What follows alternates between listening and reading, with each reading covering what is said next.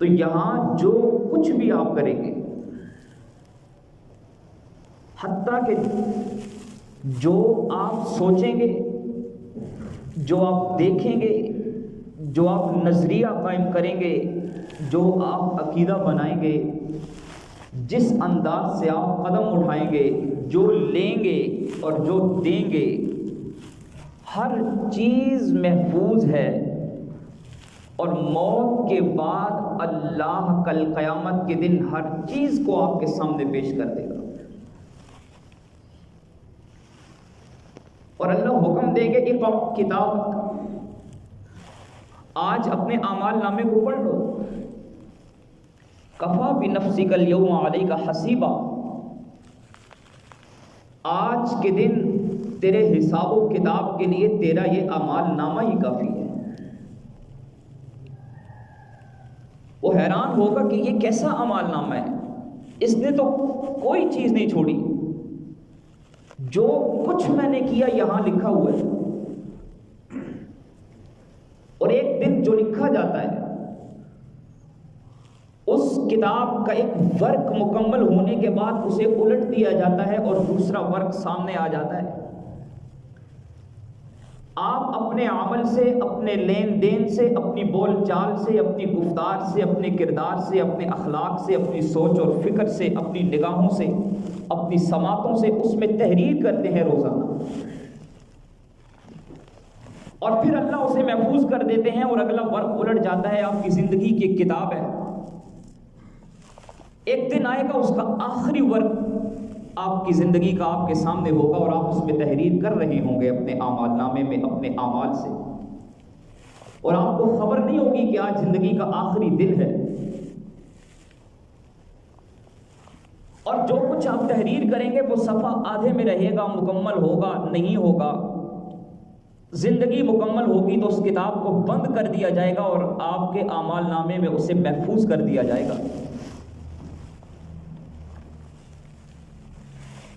وہ اعمال نامہ کل قیامت کے دن آپ کو دائیں ہاتھ میں یا بائیں ہاتھ میں دیا جائے گا۔ اس بات پر ہمارا ایمان ہے۔ جنہیں دائیں ہاتھ میں ملا وہ کس منزل کے راہی بنیں گے؟ جنت کے، اور جنہیں بائیں ہاتھ میں ملے گا وہ جہنم میں جائیں گے۔ اللہ کا اٹل فیصلہ اور قانون قدرت ہے۔ قرآن کہتا ہے اعمال نامہ دائیں ہاتھ میں لے کر جنت میں جانے والے آپس میں بیٹھے ہوئے ہوں گے جنت کے بالا خانوں پر، اور وہ آپس میں باتیں کر رہے ہوں گے تو ان کی نگاہیں اپنے دوستوں پر، اپنے محلے داروں پر، اپنے رشتہ داروں پر، تعلق داروں پر پڑے گی۔ وہ جہنم کے عذاب میں گرفتار ہوں گے۔ یہ ان سے کچھ گفتگو کریں گے، سوال کریں گے، اور وہ اہل جنت کے سوالات کا جواب دیں گے۔ قرآن نے ان سوالات کو اور جوابات کو بیان کیا ہے بڑے عجیب انداز میں۔ فرمایا فی جنات یتساءلون عن المجرمین ما سلککم فی سقر۔ جنت میں نہروں کے ساتھ لہروں کو دیکھتے ہوئے مزے کرتے ہوئے لوگ اہل جنت مجرمین سے سوال کریں گے، ما سلککم فی سقر، اے جہنم والو یہ تو بتاؤ نا کس جرم کی پاداش میں تم یہاں سقر میں ہو، جہنم کی گہرائیوں میں ہو، اللہ کے عذاب میں گرفتار ہو، کیا کرتے رہے تم؟ فرد جرم کیا تمہارے اوپر عائد کی گئی؟ قالوا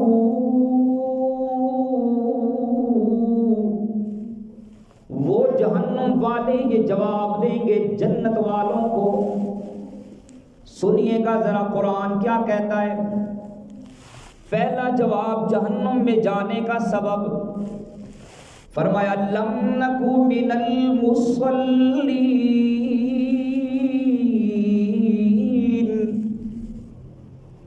ہم نماز نہیں پڑھا کرتے تھے. وہ بلانے والا ہمیں دن میں 5 مرتبہ بلاتا تھا اور 1 مرتبہ بھی اٹھ کر ہم مسجد میں نماز کے لیے نہیں آیا کرتے تھے. ایک دن آیا، یوں ہی میں اپنی زندگی کے ہنگاموں میں الجھا ہوا تھا. بلانے والے نے پکارا، صدا گونجنے لگی، اللہ اکبر اللہ اکبر. آذان کی آواز کانوں میں پڑی. میں اپنے کاموں میں لگا رہا، اپنے آفس ورک میں مصروف رہا، اپنی دکانداری میں، اپنی زراعت میں، اپنے گھریلو کاموں میں مصروف رہا. میں نے کوئی توجہ نہ دی، جبکہ مجھے نہیں معلوم تھا آج مسجد کے ان سپیکروں اور میناروں سے گونجنے والی یہ اذان زندگی میں آخری مرتبہ میں سن رہا ہوں. بلانے والے نے بلایا لیکن میں مسجد کو نہ آیا. پہلا جملہ. دوسرا، وَلَمْ نَكُ نُطْعِمُ الْمِسْكِينَ،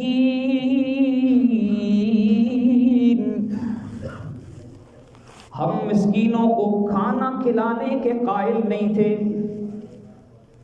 پڑوس میں مسکین بھوک سے تڑپتے، راتوں کی تنہائیاں گزار دیتے تھے، ان کے بچے بھوک میں تڑپتے رہتے تھے اور ہمیں کوئی خبر ہی نہ تھی.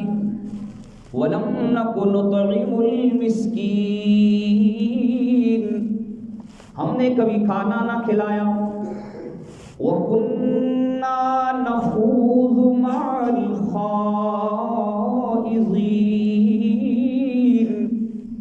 اور جب بھی کبھی ہماری محفلوں میں اسلام پر اعتراض ہوتا، اللہ کے دین کے متعلق گفتگو ہوتی، لوگ داڑھی کا مذاق اڑاتے، علماء کا مذاق اڑاتے، انہیں اپنے اشتر کا نشانہ بناتے، ہم ان کے ساتھ ان کی گفتگو میں شامل ہو جایا کرتے تھے، استہزاء کیا کرتے تھے اللہ کے دین کا. وَكُنَّا نُكَذِّبُ بِيَوْمِ الدِّينِ، چوتھا جرم، اور ہم قیامت کے دن کا انکار کرنے والے تھے.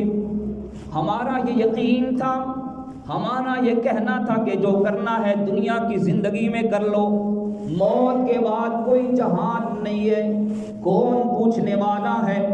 الدنیا، کملی والے نے فرمایا کہ الدنیا سجن المؤمن وجنت الکافر، فرمایا کہ یہ دنیا تو مومن کے لیے قید خانہ ہے، مومن کے لیے جیل ہے. وہ اپنی مرضی سے کھا نہیں سکتا، وہ قید خانے میں اپنی مرضی سے جا نہیں سکتا، آ نہیں سکتا، اٹھ نہیں سکتا، سو نہیں سکتا. فرمایا یوں مومن کے لیے دنیا قید خانہ ہے. وہ جنت الکافر، اور کافر کے لیے جنت ہے، وہ جو چاہے کرے، اس نے تو کہنا ہے کہ موت کے بعد کچھ بھی نہیں ہوگا. فرمایا کہ یہ 4 کام ہم دنیا میں کرتے رہے، حتی اتانا الیقین، اسی راستے پر چلتے ہوئے ہمیں موت آ گئی، ہمیں موت آ گئی. اتانا الیقین، یقین کو قرآن نے موت سے تعبیر کیا ہے. قرآن مقدس میں صرف 2 مقام ایسے ہیں جہاں اللہ نے لفظ یقین ارشاد فرما کر موت کا معنی مراد لیا. ایک یہ مقام جہاں پر کہا کہ حتی اتانا الیقین، یہاں تک کہ ہمیں انکار کرتے ہوئے، بے نمازی ہونے کی حالت میں، تکبرانہ زندگی گزارتے ہوئے، مسکینوں کو دھتکارتے ہوئے، برا بھلا کہتے ہوئے موت آ گئی، قیامت کا اور قبر کی زندگی کا انکار کرتے ہوئے موت آ گئی۔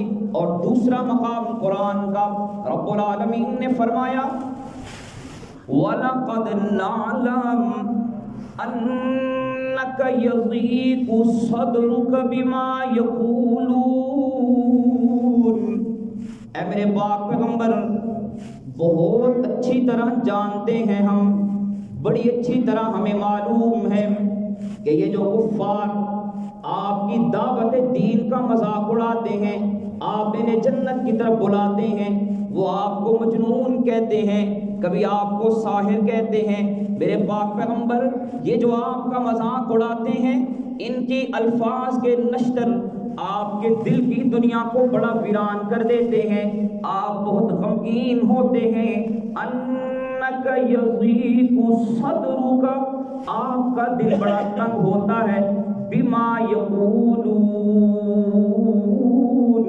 ان کے الفاظ کی وجہ سے۔ اے میرے پاک پیغمبر، آپ ان کے کہنے کی پرواہ مت کیجئے۔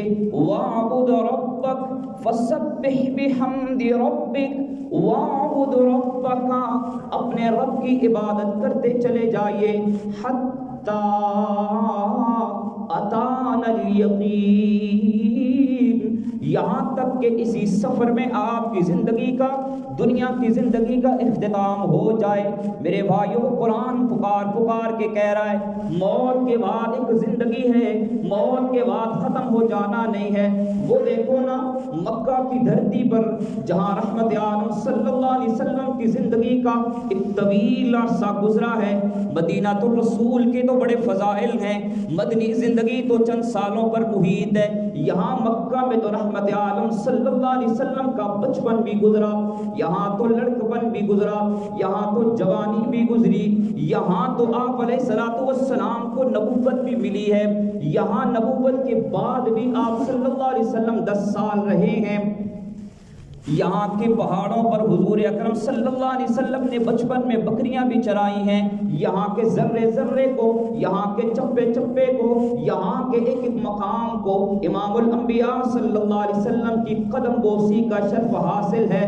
مکہ کی دھرتی پہ چلتا ہوا عاص بن وائل آیا اور آ کے اس نے ایک ہڈی کو اٹھایا، بوسیدہ ہڈی، امام الانبیاء صلی اللہ علیہ وسلم کے سامنے آیا، ہڈی کو یوں مسل دیا اور اس کا مسئلہ ہوا، اس کے ذرات کو اپنے ہاتھ پہ رکھا اور پھونک مار کر اڑا دیا، اور استہزاء کرتے ہوئے اللہ کے نبی سے کہنے لگا یا رسول اللہ، آپ یہ کہتے ہیں کہ اللہ قیامت کے دن دوبارہ زندہ کرنے پہ قادر ہے، کیا اللہ اس ہڈی کو بھی دوبارہ زندہ کرے گا؟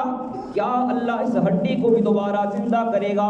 عاص بن وائل کے جواب میں امام الانبیاء صلی اللہ علیہ وسلم نے فرمایا ہاں، اللہ اسے بھی دوبارہ زندہ کرے گا، اور اللہ تجھے بھی دوبارہ زندہ کرے گا، اور اللہ تجھے جہنم میں بھی ڈالے گا۔ یوں کہا، جبرائیل امین آ گئے، قرآن نازل ہو گیا، رب العالمین نے اس کے اعتراض کو قرآن بنا دیا، فرمایا اولم یر الانسان، کیا انسان یہ دیکھتا نہیں، یہ سوچتا نہیں ہے، انا خلقناہ من نطفہ، ہم نے اس ہڈی سے بھی گئی گزری غلاظت کی چیز سے تمہیں پیدا کیا ہے۔ ہڈی کو تو اٹھاتے ہو لیکن اس قطرے کو ہاتھ بھی نہیں لگاتے، ہم نے اس سے تمہیں تخلیق کیا ہے۔ فَإِذَا هُوَ خَصِيمٌ مُّبِينٌ، آج انسان ہماری قدرت کے متعلق جھگڑنے لگا، وَضَرَبَ لَنَا مَثَلًا، اور ہمارے متعلق مثالیں دینے لگا، کہنے لگا کہ ہڈیوں کو کون زندہ کرے گا، موت کے بعد کی زندگی کیا ہے؟ وَضَرَبَ لَنَا مَثَلًا وَنَسِيَ خَلْقَهُ، اپنی تخلیق کو بھول گیا، اپنی پیدائشی مراحل کو بھول گیا۔ میرے پاک پیغمبر، آپ ان کو بتا دیجئے، قل، آپ اعلان فرما دیجئے، یحییھا الذی انشأہا اول مرہ، اللہ تمہیں دوبارہ ایسے ہی زندہ کرنے پہ قادر ہے جیسے اس نے پہلی مرتبہ تمہیں زندہ کیا۔ پہلی مرتبہ کی تخلیق کو مانتے ہو، دوسری مرتبہ کی تخلیق کا انکار کرتے ہو۔